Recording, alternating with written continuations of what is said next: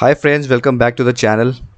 Now friends, as I have mentioned in the previous videos, Donald Trump has a clear pattern of taking dual or completely opposite actions. So on one hand he says that India is great, PM Modi is great, happy birthday to Modi, and on the very next day he'll take a step that will cause a huge loss to India. Well, you can pretty much say that he has basically destroyed the Indian H1B visa dream. And you'll see that today. There's a lot of discussion in India and in fact all over social media about this. So Trump has now said that if you want to get an H1B visa, or rather if a company in the US wants to bring in an Indian worker, then they'll have to pay 1 lakh US dollars. So you can understand what this 100,000 USD means. So today the rupee dollar exchange rate is hovering around 82 to 83 rupees per USD. So if you count all the transaction fees and everything, you will have to pay, or rather the sponsoring company has to pay 90 lakhs of rupees. Now that's a lot of money for a company to spend on a single resource. It's higher even than the salaries of many people earning in the US on H1B visa. So companies are definitely not going to pay this much amount of money. Maybe they vote for an extremely high value resource with important roles in the company, but that's not going to happen for majority of the cases, and especially in the present times of uncertainty and cost cutting happening around everywhere. So Howard Lutnick, who is the US Secretary of Commerce, has said that this payment will have to be made on a recurring basis or on every renewal. So this disastrous move by Donald Trump will pretty much kill the possibility of new Indian workers going to the US through the H1B route. Now let's talk about this rupees 90 lakh visa shock and what the analysts have to say about this. So reacting to this event, Amitabh Kant, who is the CEO of Niti Aayog, he has said that this $1 lakh fee that Donald Trump has imposed on the H1B visa will essentially choke the innovation in the US, while India will benefit out of this. Because now what will happen is that India's best doctors, engineers, scientists and innovators who used to go to the US under the H1B visa will now actually work in India. So in this way, America's loss will be India's gain. Now, if you ask me, then this India's gain can only happen if the basic things in India, like civic sense among people, cleanliness, pollution, corruption, and basically people's trust in law and order are awakened. So people know that government is actually serious on improving the qualities of life of people here, and the officials can't just get away with anything. So we'll have to take all these things to even the small town. Then only we can say that India's best talent will actually prefer to stay back in India. Otherwise, as you know, today I watch videos of many Indians who go abroad, and they literally say that foreign countries are not all that great, but then they get good salaries, there's cleanliness, people have good civic sense, and there's also a feeling of law and order.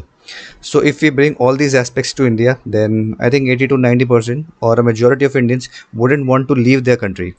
So you see, it's easy to say that after Trump closes the doors, the Indian workers, the skilled ones, the doctors, the engineers who used to go to the US will actually make India strong. But then we have to see if we can retain our talent, or if they will look for another country to go to, like the Europe, Australia, New Zealand, Singapore, etc. Okay, now let's talk about this H1B visa, which is America's secret weapon.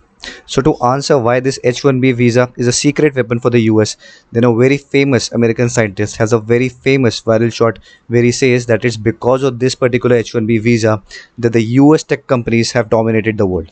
Now here is Michio Kaku. He looks Asian, but he is actually an American and a theoretical physics professor at the New York University.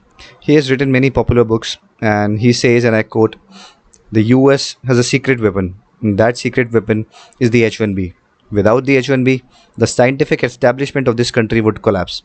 Forget about Google, forget about Silicon Valley. There would be no Silicon Valley without the H1B. Okay, now you might think that he's talking about the H1B as if there'd be no Silicon Valley, no Google, no Facebook or any other tech companies that dominate the world markets today without it. So let me tell you that it is actually very true. So under the H1B visa, an American company, a company which is operating in the US, can hire a worker from outside the US if they need one. So many Indians have been working in the US for 10, 15, 20 years under the H1B visa. They have earned crores of rupees and brought this money back to India in many places. Sometimes they have even settled in the US itself. Basically, the H1B visa has been life changing for both India and the US. Our best talent, the best of the best talent that has come out of our IITs, NITs, and AIMS, is often looking for a better life, I myself remember, I can give you countless examples that I've seen in real life.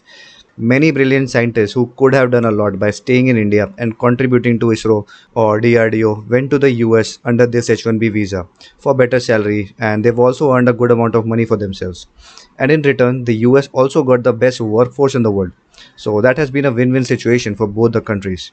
Now, another fact that the H1B visa is open to the whole world, but then over 70% of the H1B visas are used by the Indian workers. This is because the quality of engineers and doctors that we produce here is top notch. You won't find such doctors or workers in any part of the world. Obviously, you'll find them in China, but the Chinese have created an internal system where many people don't like to go to the US. So many people in China are happy living in China. Or if they have to move somewhere, then they move to another country in Asia.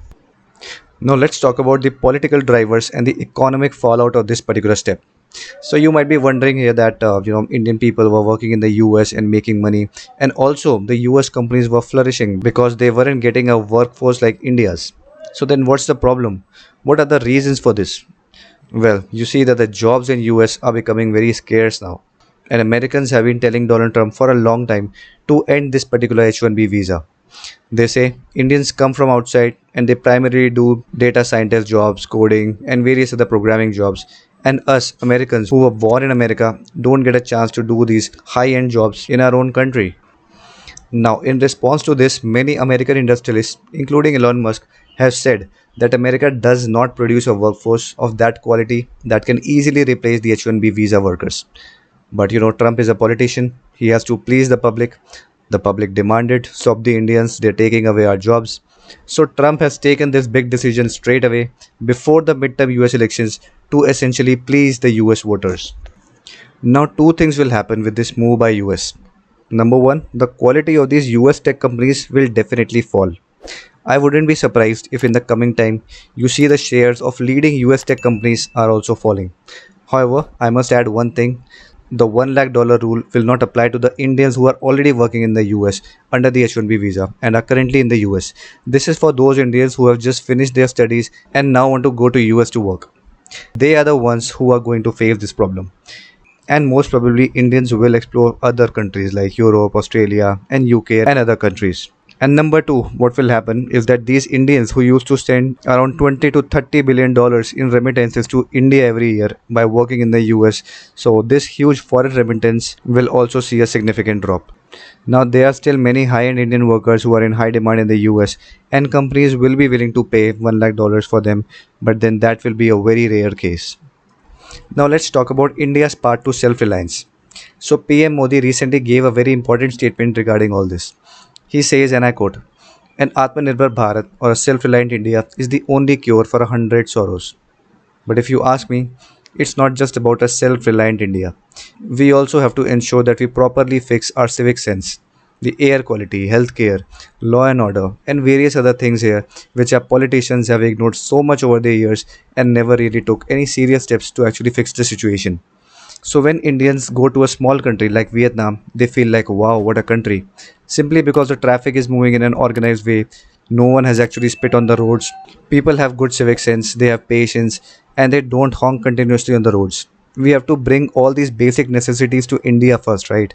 And only then we can expect some workers to eventually return to India and make India Atmanirbhar.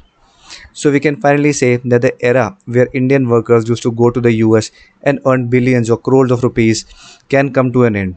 Now, even after all this, it remains to be seen whether a trade deal will actually happen between India and the US or not. But either way, this is a very big step by the US, and it remains to be seen how the American tech companies will include the American workforce and compete with the European and Chinese companies. So I really hope India finally takes good steps and we build our own infrastructure and platforms so we don't have to depend on other countries for quality of life or even money. Okay, now here's a question for you, and I'd like to know your view, what you think about this entire situation.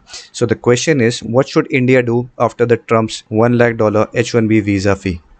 Option A, retaliate with trade restrictions on US products. Option B, focus only on self-reliance and domestic growth. Option C, encourage Indian talent to move to Europe and Canada and other countries. Or option D, build India's own tech ecosystem while balancing US ties. So let me know your views in the comment section and I'll respond to each one of you. Thank you.